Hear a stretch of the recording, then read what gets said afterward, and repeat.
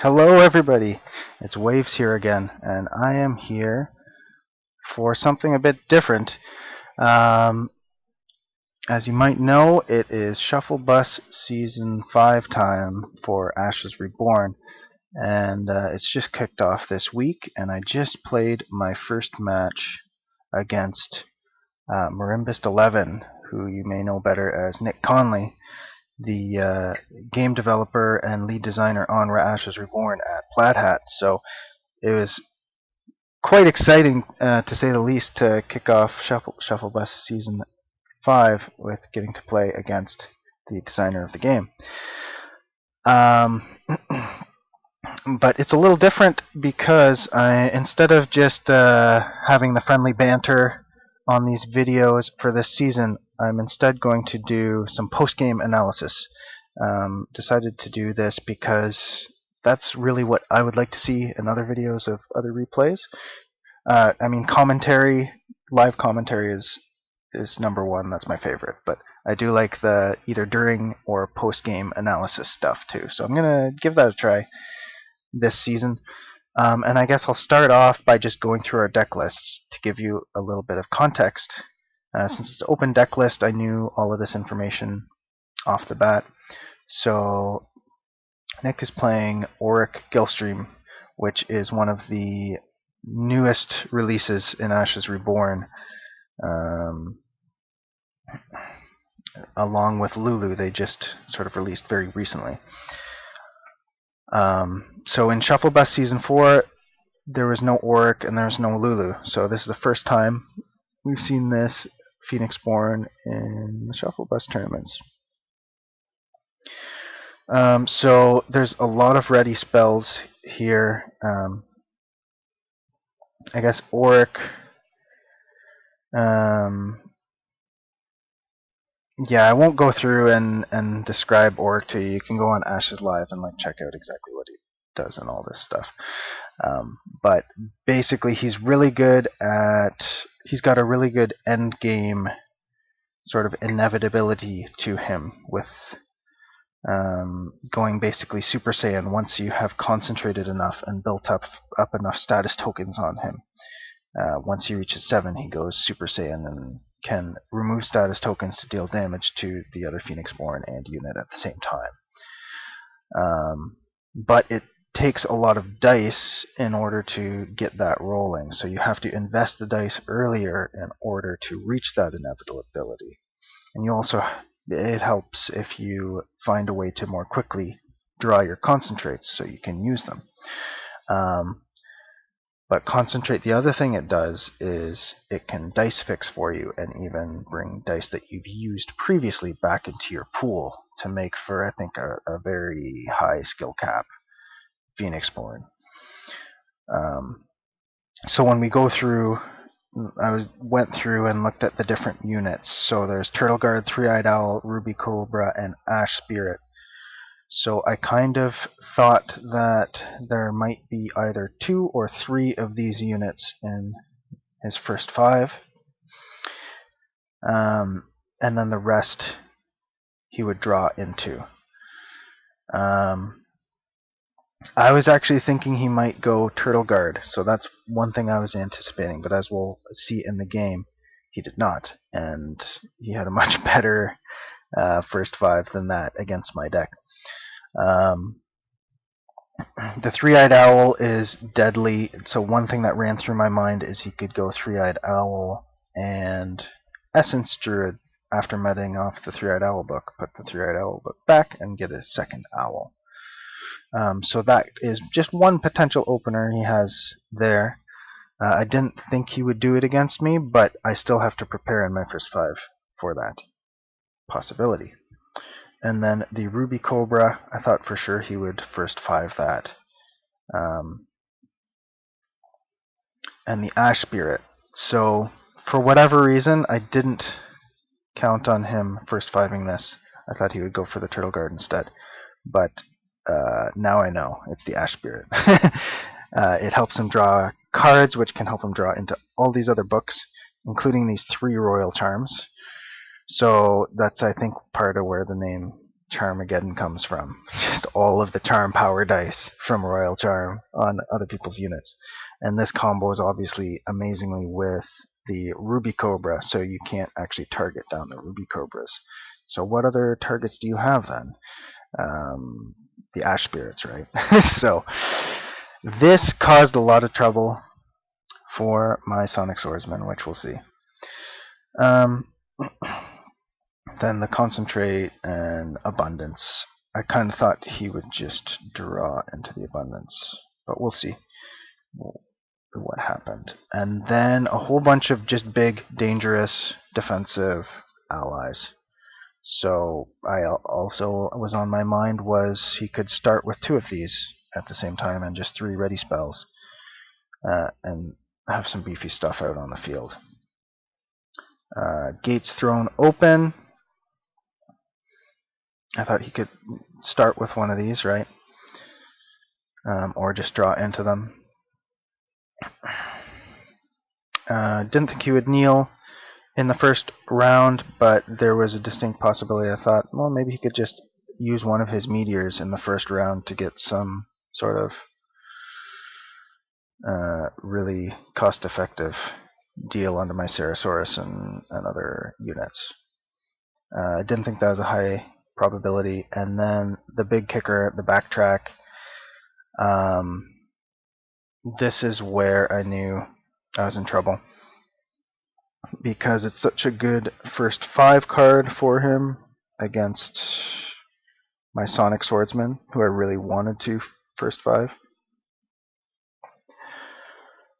What I kind of landed on in my first 5 and realized is between Auric's ability to like put a card into hand instead of when he meditates instead of discarding it, and all of the draw, he's very likely going to draw this backtrack at some point in the game.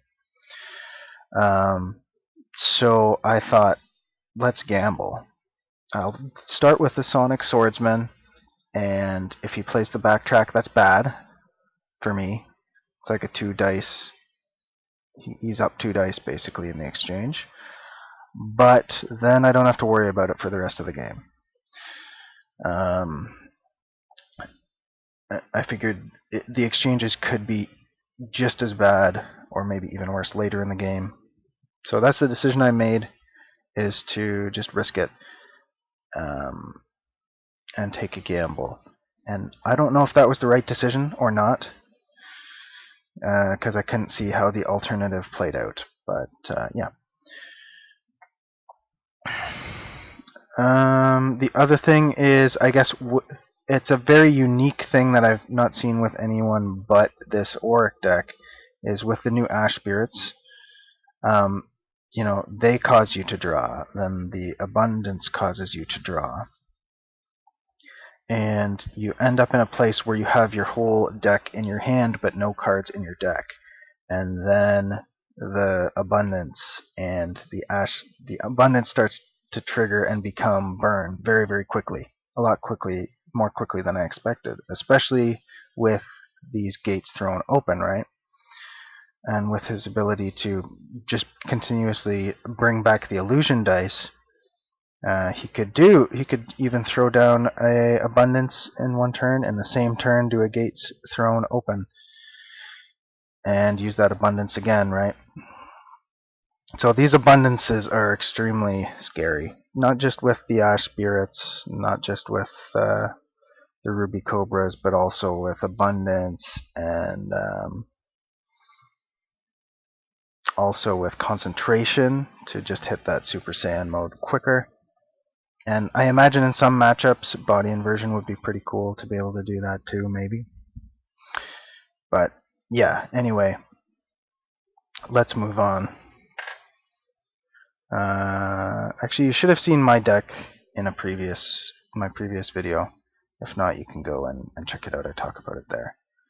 So we better get into the replay. So you can see, this is going to be quite annoying with my mouse in Ash Techie and my mouse here.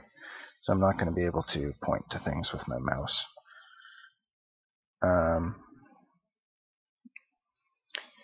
But yeah, I decided on Sonic Swordsman, I decided on Swift Messenger with the Ceresaurus, so that I could draw a card so I won't get milled too hard with the Owl if he tries an Owl opener in the first 5. So he plays a Ruby Cobra first.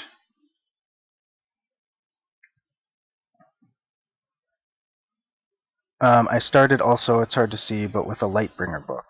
So the Lightbringer could also potentially prevent the Owl from attacking, but you see here that he starts with the Ruby Cobra.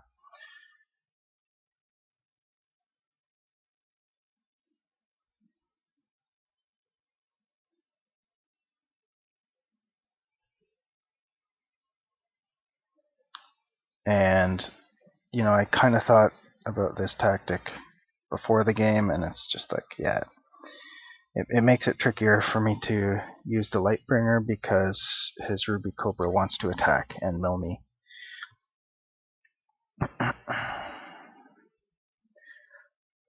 So he can just sit with the Ruby Cobra and the Owl, and then I can't tap out his Owl or his other units with my Lightbringer. So that kind of went as planned. Okay, so he first 5'd. No, he might. I don't know. He might. He probably drew into that Royal Charm with the Concentrate. So he first 5 a Concentrate and a Ruby Cobra.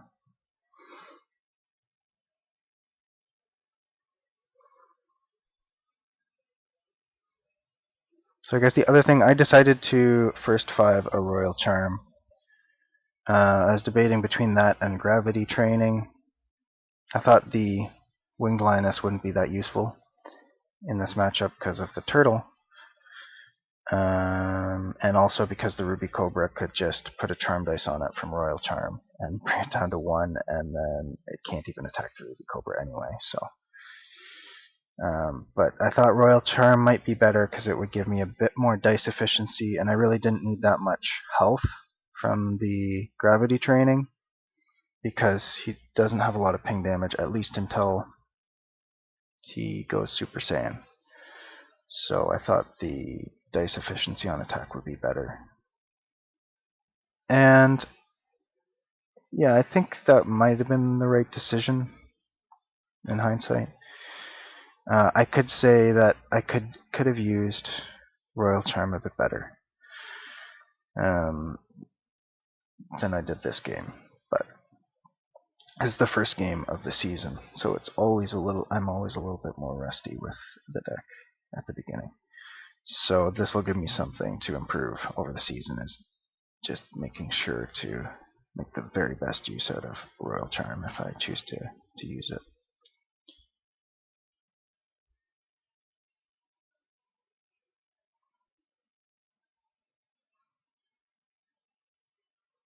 So I guess I missed Nick playing Ash Spirit Book.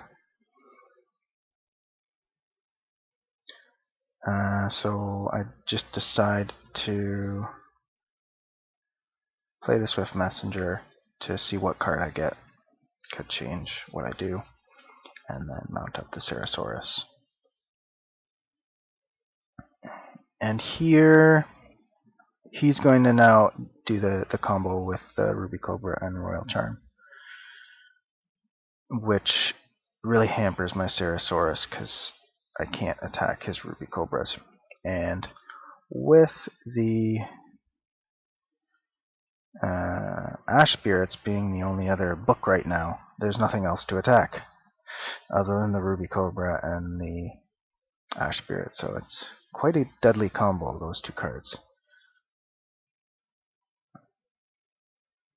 And I believe they're both in the Auric Precon as well. So, I mean, well, the Royal Charm isn't, though.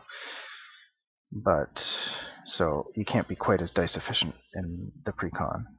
But it's still a really cool combo between those two cards in the Precon. So, yep, there it goes.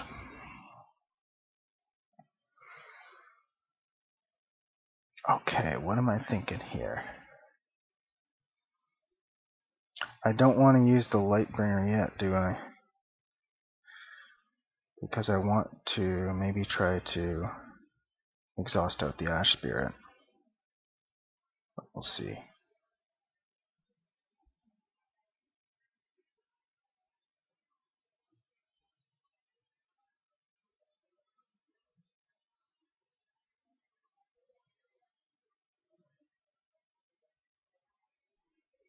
Okay, I just go for the attack.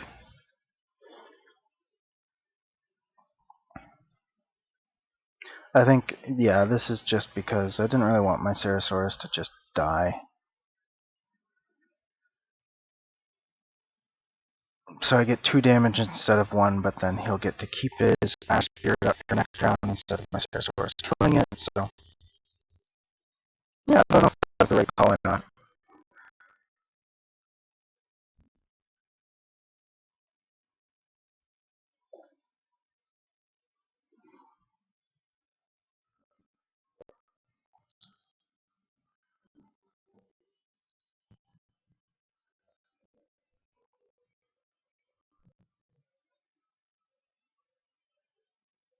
So he summons in the Ash Spirit, we both draw a card, I draw it into Massive Growth. So it's on the chained list, so I can't play it anyway. In the first round. So really it's just... It's not bad though, I can just meditate it off. Or maybe just write it instead of losing a different card, random card from the top of the deck. So here, there's no way that I can just force passes against Auric because he just wants concentrate and spend ice that way. So I have to put drums. So I don't want to do the Lightbringer thing yet. So here I put the Sonic in and get dice on the Royal Charm.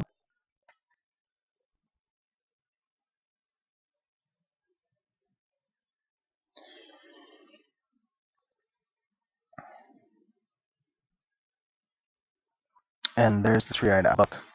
So I'm guessing he drew into that, but it's really hard to say.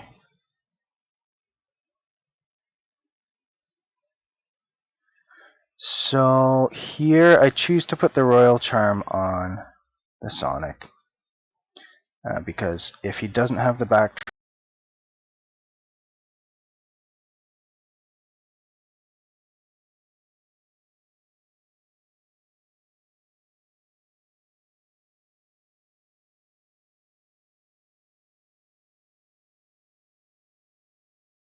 track, then I can use it again and I can hit his Ruby Cobra. But if he wants to guard, then he'll take that 1 extra damage this time. Because if I kill the Ruby Cobra, then I can exhaust out his Ash Spirit, and there goes the backtrack. So if I was more conservative and didn't gamble, then I could have used that dice maybe on the Shepherd to attack either the Owl or the Cobra. So I wouldn't say it was a mistake. Like, I'd do the same thing again, probably, but in hindsight it was a mistake, and maybe I should have not gambled so hard, and then I would have been able to cut my losses a lot better. So now I can't use Gift of Wings right on the Sonic, so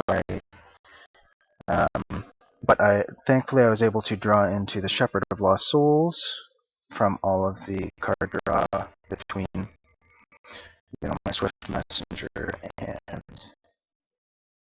his Ash Spirit. So I'm able to recur that Polarity Mage.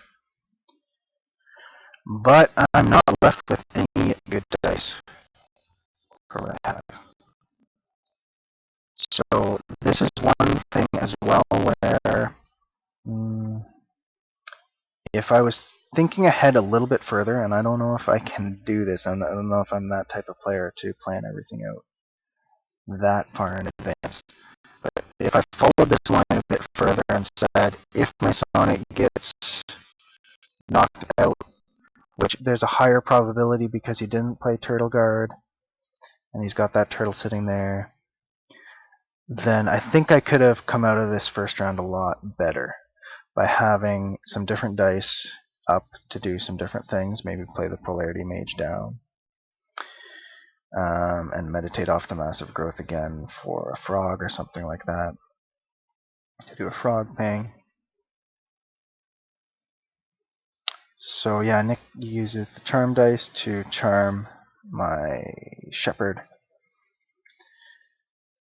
But back to the other train of thought, and also to not double down so hard on the Sonic with the Royal Charm dice and put it on one of my allies instead.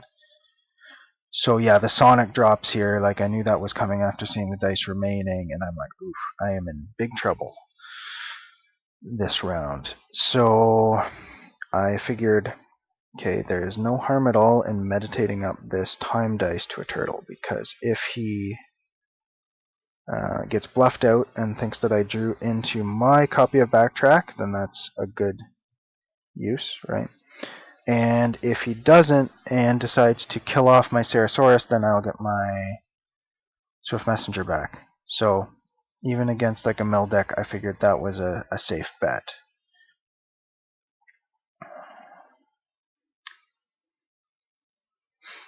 To med up for that turtle.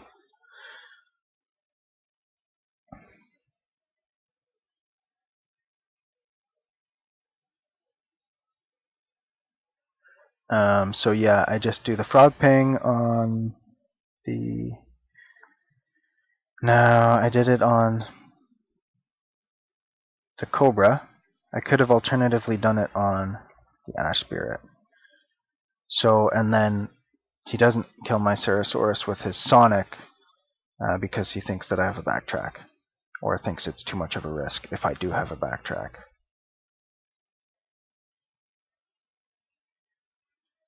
So that worked out. Like I am still coming out of round, and oh, it looks like there's. I think I disconnect here, so I have to refresh. But I come out of round one not too great. It definitely could have been worse, but I think in hindsight I see some ways that I could improve my play by maybe not going so high risk, high reward and gambling like that.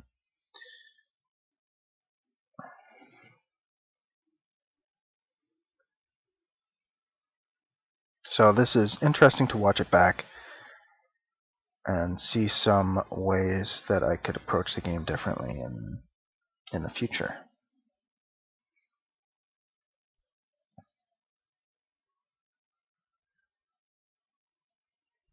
So here I meditate out the Massive Growth from my hand because I can recur it later with the Polarity Mage.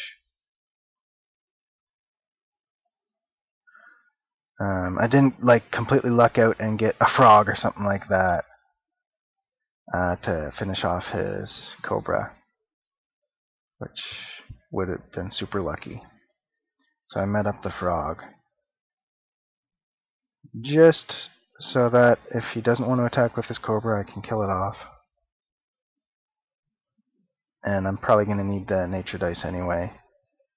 And I play another Sonic. So what happens here?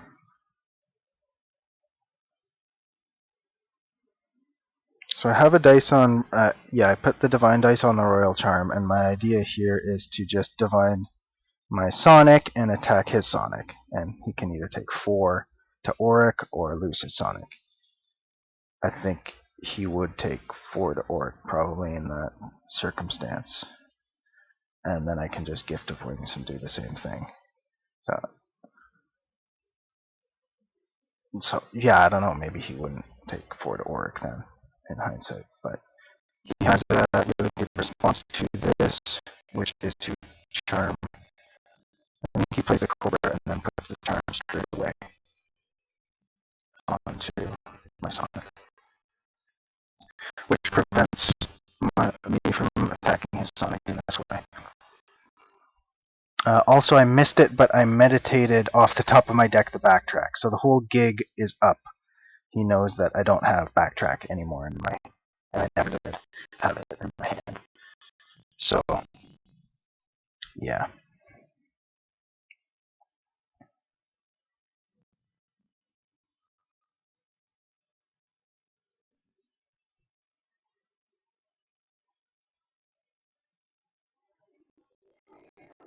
So what's interesting is I have Meteor in my hand, and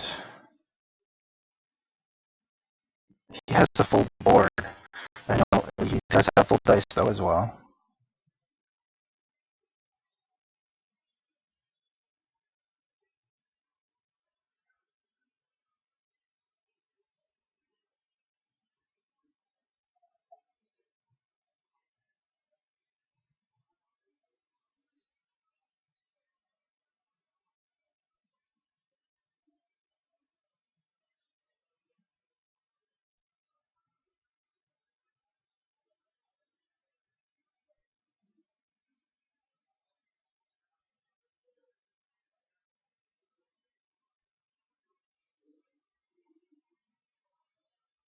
So sorry, we missed a little bit. I just put the Divine Dice on the Ceratosaurus and charged at his Sonic Swordsman.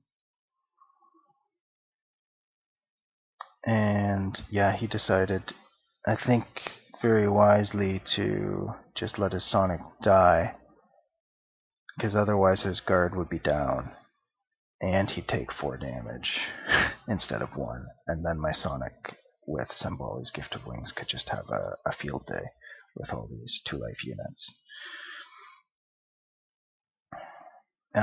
But, you know, my Sonic is really gimped because I really just want to attack his Cobras, but because he used his Owl before I could attack his Cobra with my Sonic. And so yeah, now if I want to exhaust out like an Ash Beard or something, then I am basically stuck attacking an exhausted Owl with Sonic, which is not a very dice efficient move. So here I play the Swift Messenger again and mount it up. Now, I think I was really wanting to do a Massive Growth Gift of Wings play here, which is why I left the Nature Die up. But I should have just pinged off the Cobra here, I think, instead of doing this whole mount thing. I think my idea at the time was I want to draw an extra card and see what else I can have options for, but in doing so I took away the options of those 3 dice that I used. And really, the Ceratosaurus doesn't do much here, other than just kill a Cobra or an Owl or something.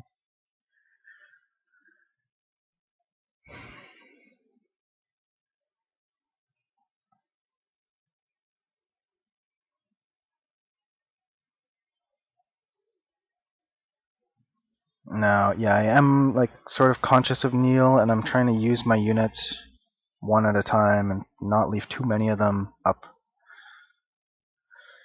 at a time. So I attack here, again leaving that 1 health Cobra.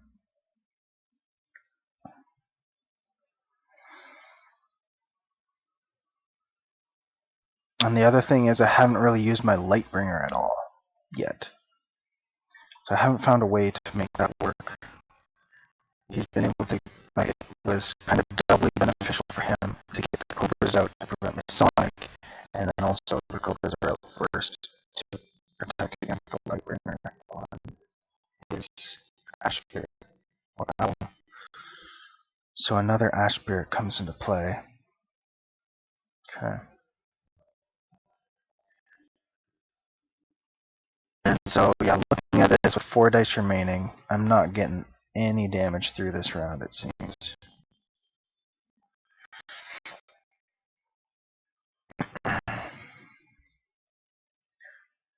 So with that knowledge, I should have recognized that right now, I think. Maybe I do, I don't know. But I don't think I can do a double Sonic attack to like double exhaust stuff here, because there is only 1 viable target to attack, which is not even a good target, which is the exhausted Owl.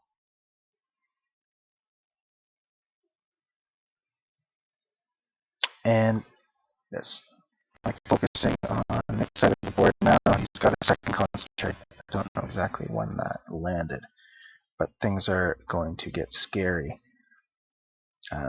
He could concentrate to get up to 3. He could even gates this turn to get up even higher, and I'm already kind of tapped out on dice, so I play a Lightbringer here. And I think actually he lets me redo this because we realized that I had no other allies other than Lightbringer in my discard, and I kind of hastily played out the Lightbringer, so that was really cool that he let me take that back. I think you'll find literally every person in the Ashes Reborn community is like that. I've not ran into anyone in that community on Discord who is, super stringent on these sort of things. And that's awesome, because at the end of the day, it's a game, and as much as we want to have fun analyzing it and all this stuff, it's no fun to just slip up and make a little mistake and have a game completely ruined because of that. So I really appreciate that sort of culture that the Ashes Reborn Discord has fostered, and all of the people in the community are just awesome. So yeah, I've played a Polarity Mage, just get another card in hand. I think the Massive Growth back. It gets attacked immediately.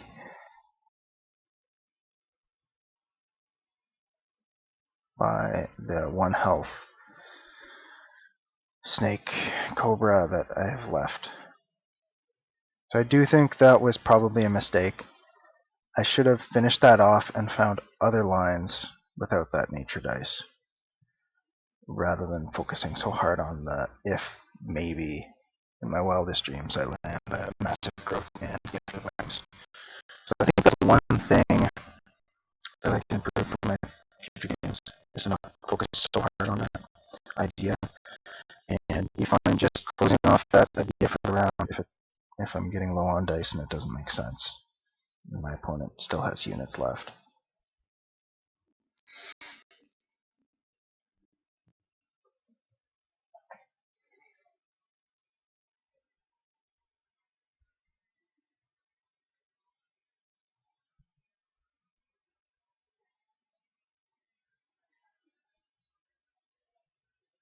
Okay, so here I attack the Exhausted Owl with the Sonic Swordsman.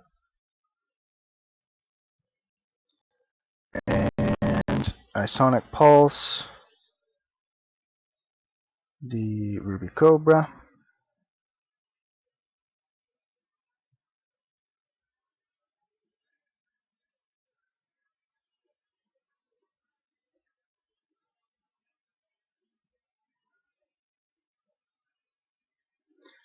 So looking at this here, I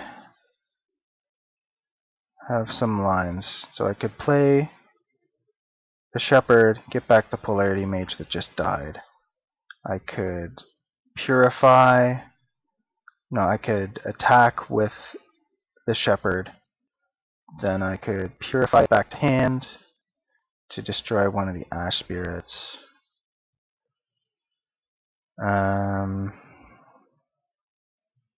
Okay, so the first Abundance finally comes down. Actually, I think here I probably Lightbringer, which is kind of useless in hindsight, because I don't have enough dice to put any threats down to do any damage. So exhausting, I was too tunnel visioned on my little tactic of exhausting out the Lightbringers to realize that this does nothing.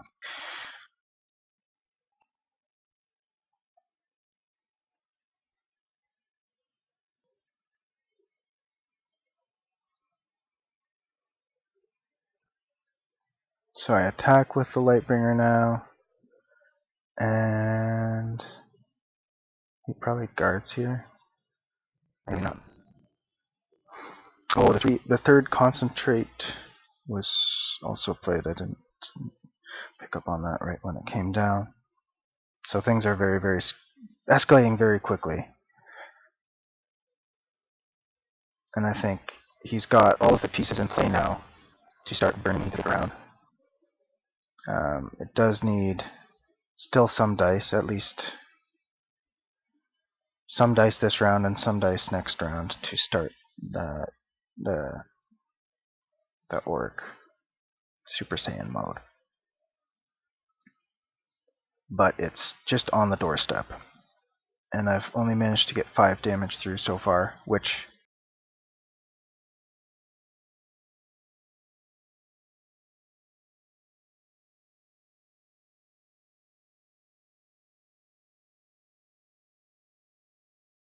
I think, yeah, I don't.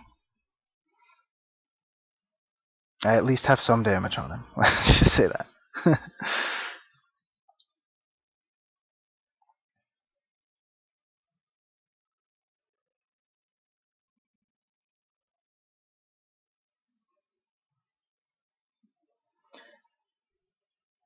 The other thing is, it's always nice to have abundances late in the round when your opponent has no dice left, because then you can just draw to your heart's content and have a lot more options with how to spend your dice, but you're not benefiting them at all.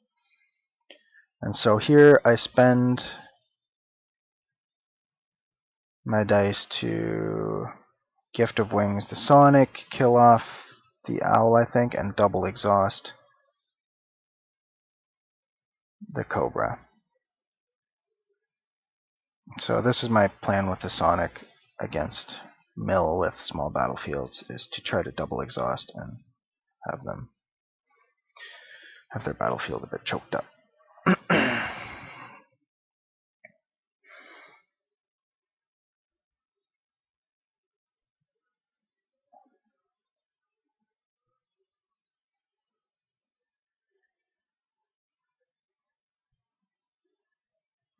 So here I'm just looking. I lost 2 Purifies to milling myself.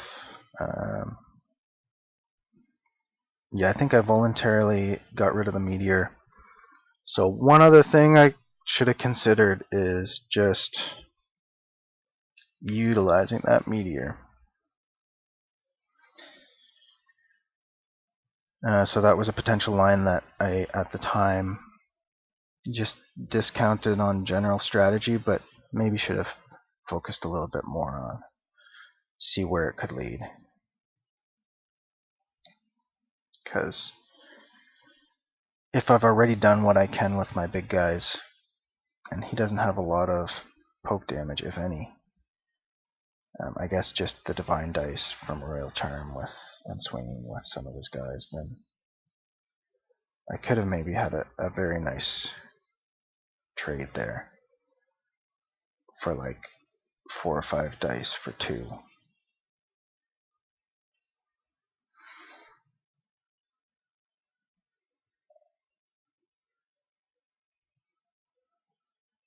So I think that was a bit of a missed opportunity for me.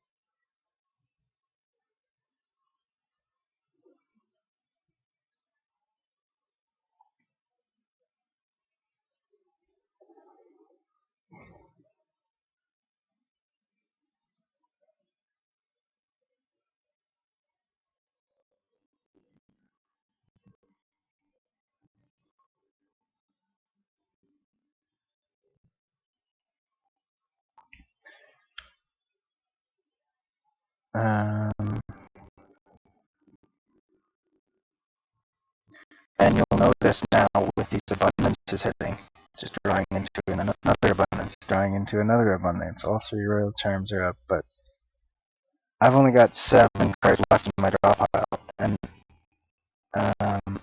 it's at this moment where I finally understood part of the power of what this deck can do to get the burn damage, not only from Oryx Super Saiyan mode, but from Abundance happening a lot quicker than it normally would in other decks. It makes for quite a fun deck concept. I'd like to try it. Yeah, using the remotes. Because, well, if you both have all the cards and all these options, then that just becomes all the more skill testing about which ones do you choose to use. So I kind of like the idea of decks like that, where the skill cap can be increased if you know how to leverage it and make the right choices. So now Nick has the top of round. Is this where we see the kneel, maybe? I think so.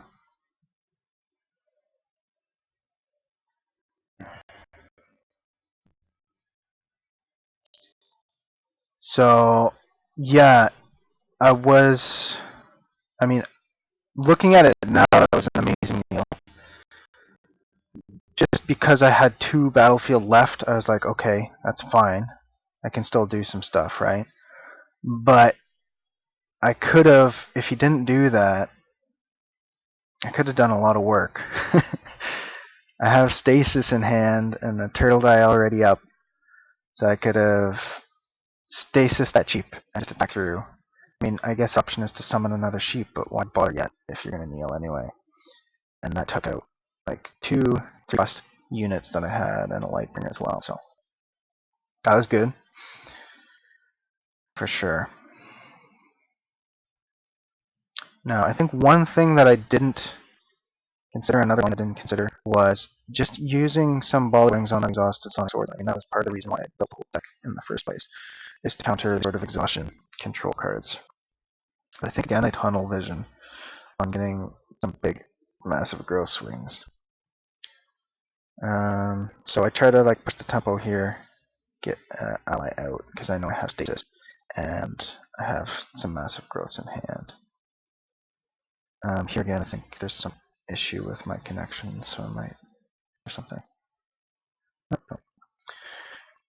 So here I'm aiming to get 1 normal massive growth swing in with a polarity mage, and then use gift of wings later if I can to get another one.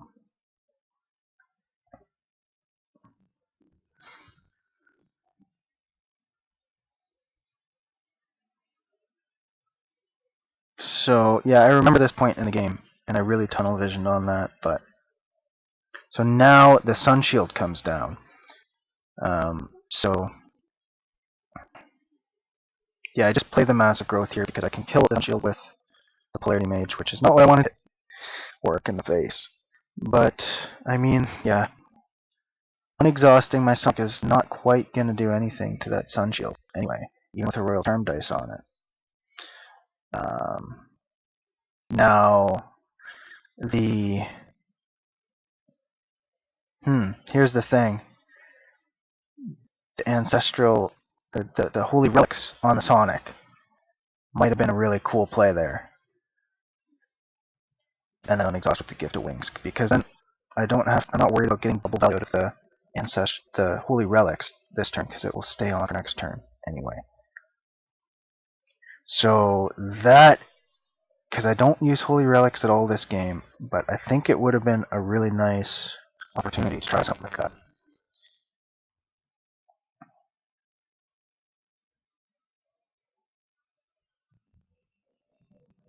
I think the massive growth play still worked out okay here.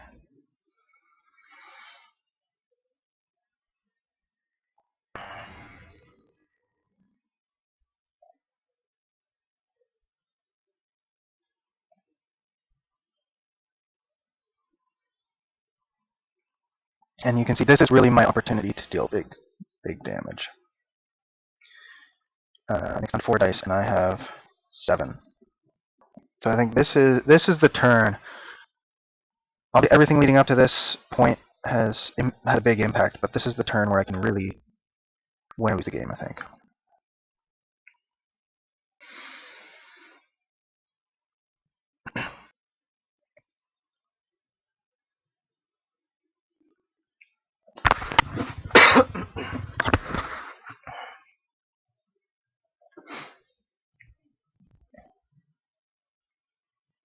I wonder if there's a way to, yeah, there must be a way to just speed up these games with the video editing software a little bit. For the next ones, I will test that out, see if I can make that work. So yeah, I attack in with the Mass Growth Polarity Mage, and yeah, he obviously lets the Sun Shield take the hit. So here, I think I made a little mistake. Action. I should have meditated up. Oh no, I do have one lion. Okay, so maybe that's fine. Yeah, I want to make sure I have a lion to be able to put on the Royal Charm.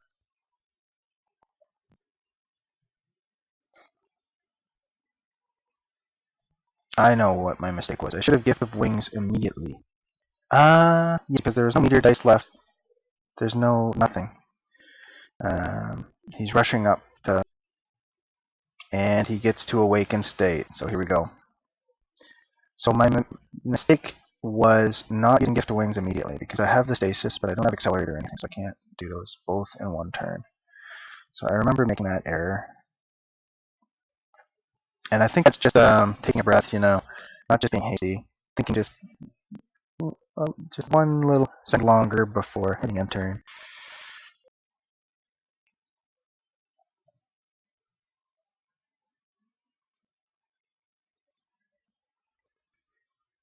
So I think Nick went into manual mode to get an illusion dice instead and get the third one that's down. So somewhere around here, like I check his discard pile to see how many gates thrown open there are, because I'm realizing this is extremely scary. Maybe it was earlier that I did that, but just gates thrown open. Well, that's one or two. I guess there's only one illusion die. But anyway, it's just a lot of damage from abundance.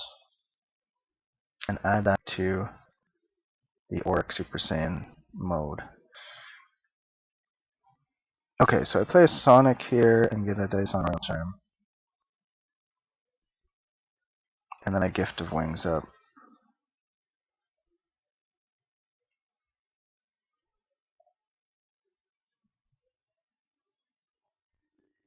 The Massive Growth Polarity Mage.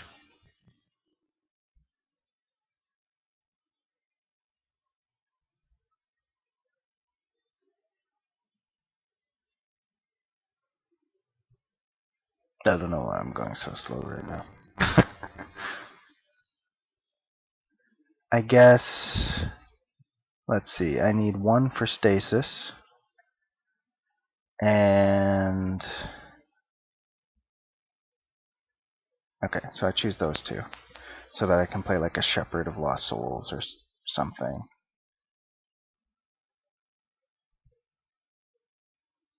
Or maybe I use Purify instead.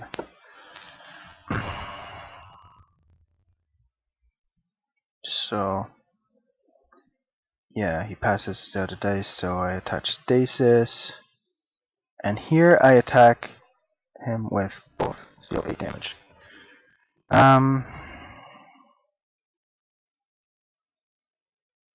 It seemed like the obvious choice at the time. But now I'm kind of wondering.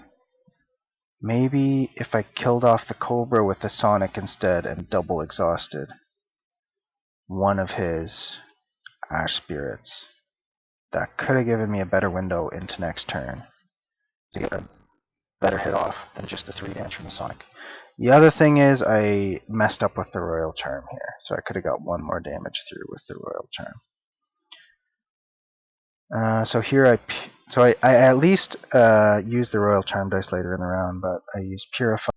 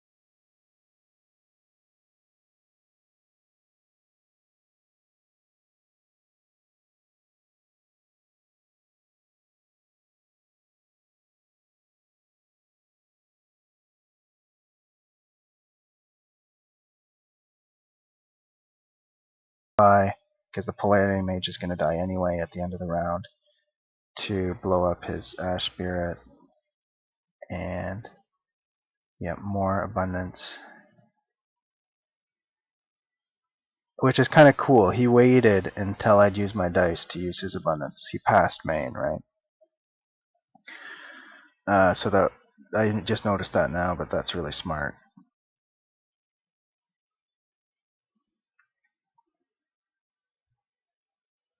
And now I'm out of cards, so the burning is going to begin next round.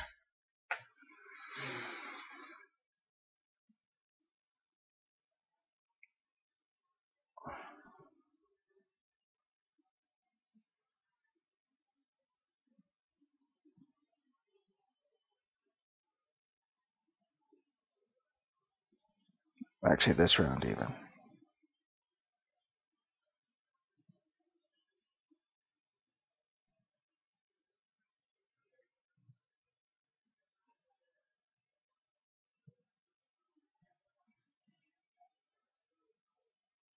Sonic Swordsman is destroyed. That's kind of weird. How did my Sonic Swordsman... Oh, he's just... Can you do that with a main action? I'm a bit confused. But anyway.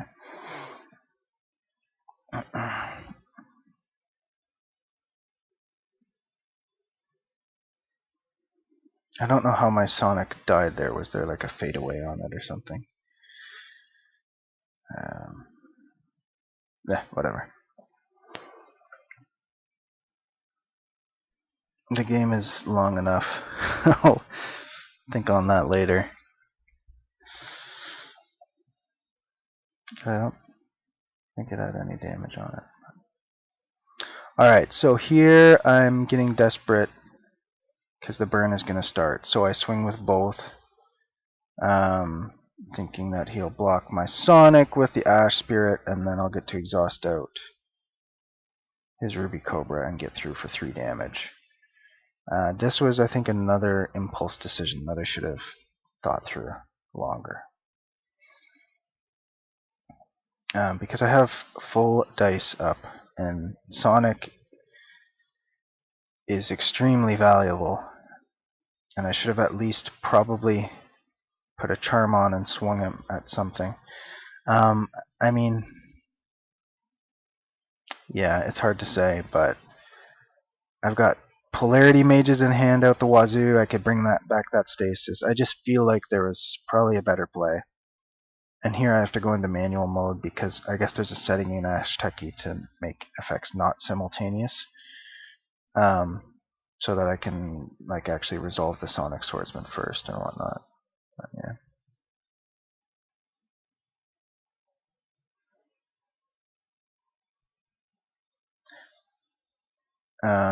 So we're going to change that, and then this Ceresaurus is able to get through for 3 instead of just the 1 overkill. So I've got him down to 16. 3 life left. And I have 2 nature die, but no molten gold. I'm almost feeling like just a 1 of molten gold in this deck might be nice, a nice change for after this season, just because of this. If I made it away, oh well, I don't have that option, but yeah, could be nice.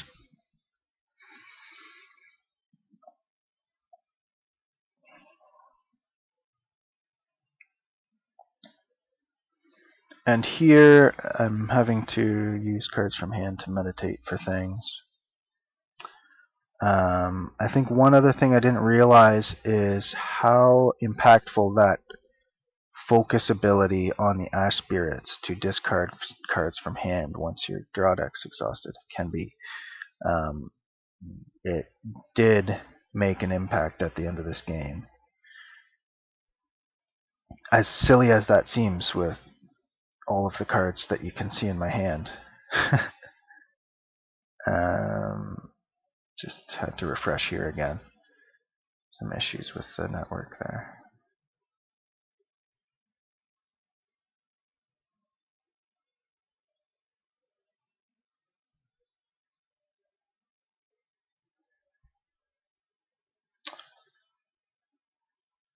The root armor too. It could have been so nice against Auric. I guess my thought is to get back with the Polarity Mage, but I should have known the Stasis. Stasis is the one way, so I guess I have all these cards and all these dice available to me, but this is where the real skill test comes into play. And I came up a little bit short here, for sure.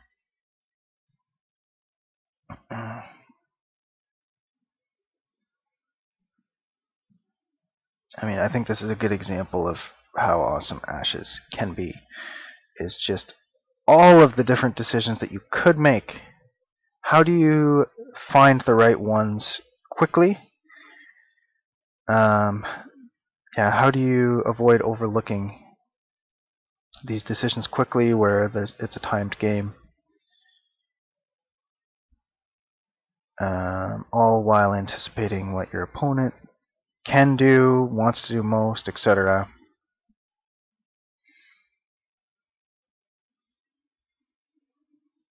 So I bring out the Lightbringer here. I think this is good. This is really good. Exhaust out his Ash Spirit. That's the whole reason I wanted to bring the Lightbringer. Unfortunately, I think this is the only time this game where it was impactful. Part of that is just because Nick played around it really well with the Ruby Cobras and stuff.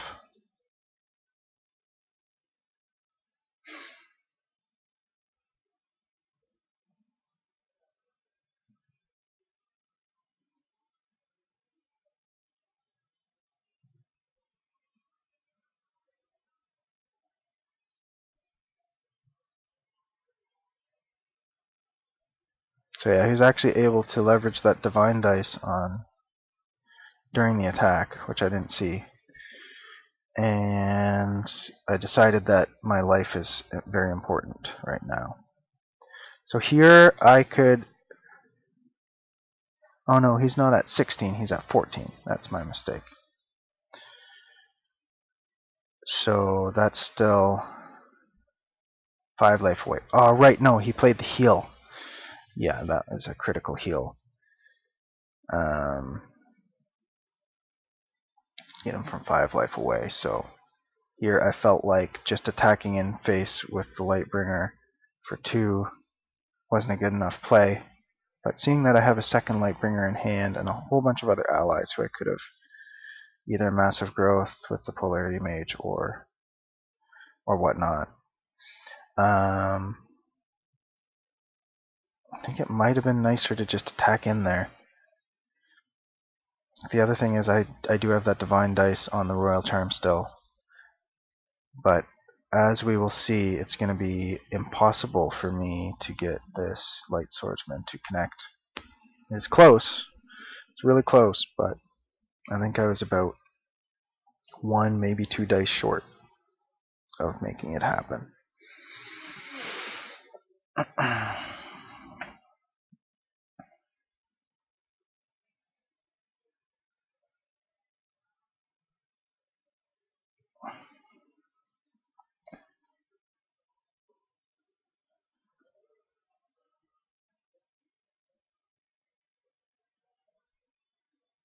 So I think keeping the, and you can see now I'm down to very low cards in hand,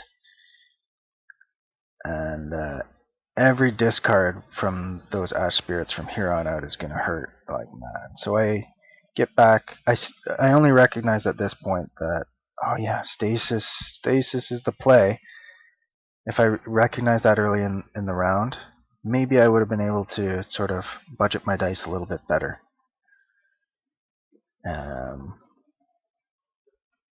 But yeah, in the heat of the moment, it's kind of difficult to map those out so many steps in advance. At least for me.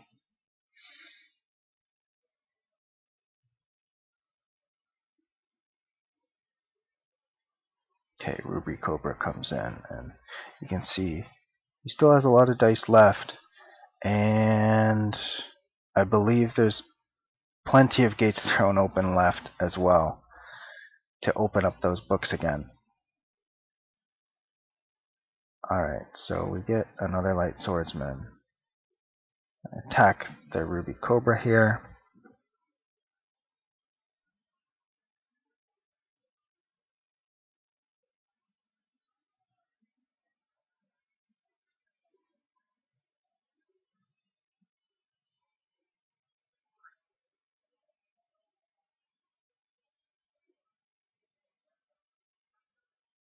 Now, does he guard here? I think he might. We'll see. I think he recognizes here that as long as he prevents that light swordsman with the massive growth from hitting him, then he's got the game. So it doesn't matter if he gets 2 more. Yep.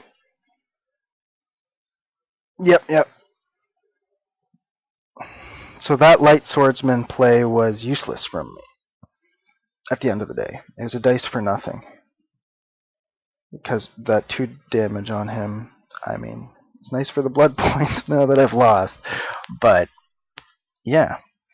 It's these things that are a lot clearer watching it back, but that add immensely to the depth of the game.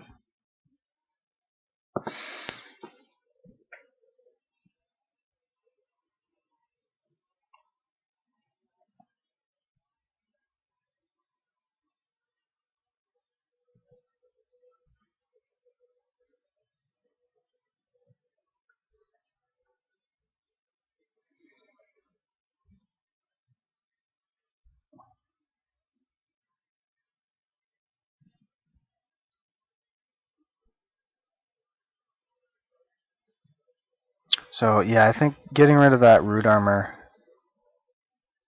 root armor is going to be a key card against other orcs in this tournament if I have to face any of them. I can't underestimate that.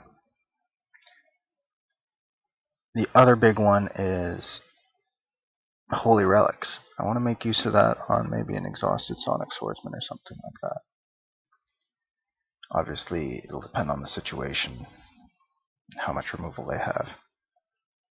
Nick's deck doesn't have that, like, any removal other than backtrack and the ash spirits, I think.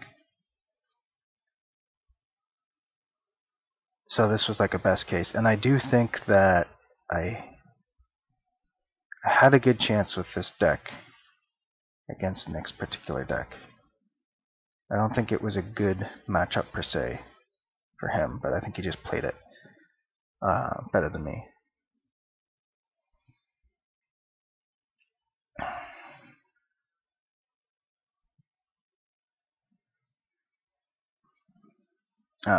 Well, I don't know. I know he played it better than me, but his deck did have a lot of play against mine as well, with the Ruby Cobra Royal Charm synergy against my Sonics and Ceresaurus and stuff. So, but yeah.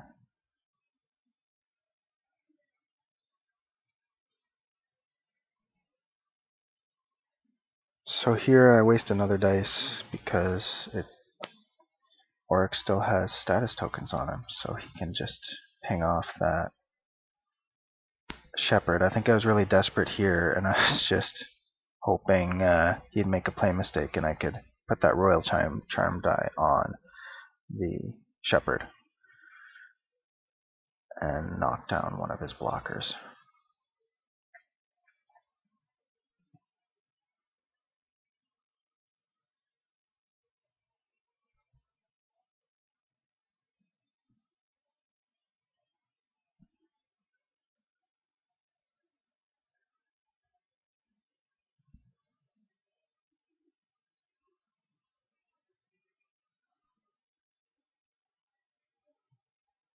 So he has 2, it's hard to see here,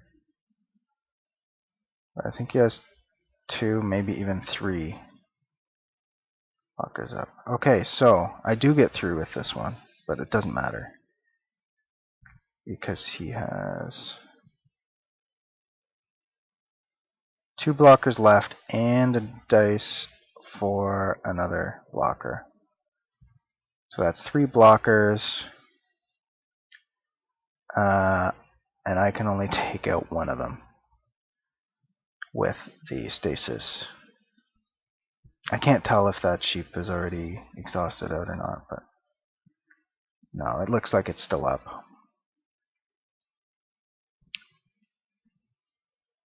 And I can take 2 swings with my Massive Growth Light Swordsman with Gift of Wings. So, yeah. I can take out the Ruby Cobra and then stasis the sheep and take out the Ruby Cobra, Gift of Wings, and then stasis the sheep. But he has 1 extra blocker. So I guess it was just the 1 unit. It came down to 1 unit and 1 dice. So, well, he's actually burning me out really quickly, so it might be a timing thing as well.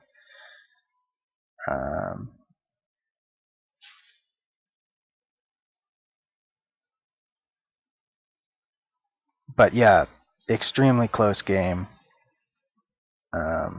Super happy with the way I played it, even though in hindsight's 2020. But of course, I knew from previous seasons that that's the way it goes. The first time or 2 with the deck, you learn a lot, and I learned a lot from watching this game back about just ways that I could play it better next time, hopefully.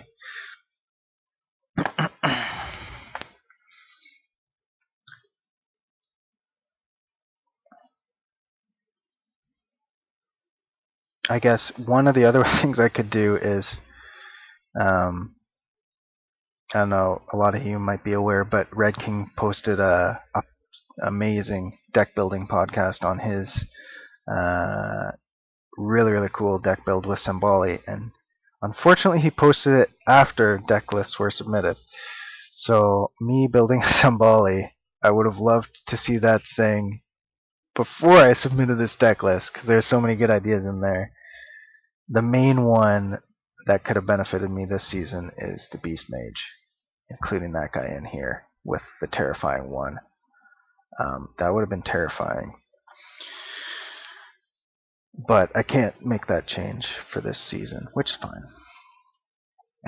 It would have required me to move around my dice spread and change a lot of stuff, I think, anyway. I would have add in a second sympathy at the very least.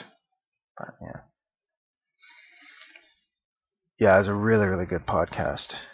If you didn't want listen to it, I'd highly recommend it. There's a link to it on the media channel of the Ashes Reborn Discord. And yeah, if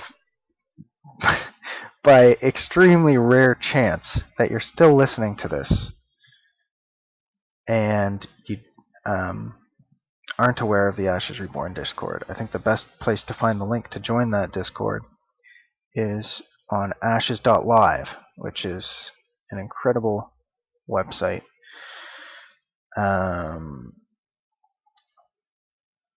Put together by Skak, member of the community.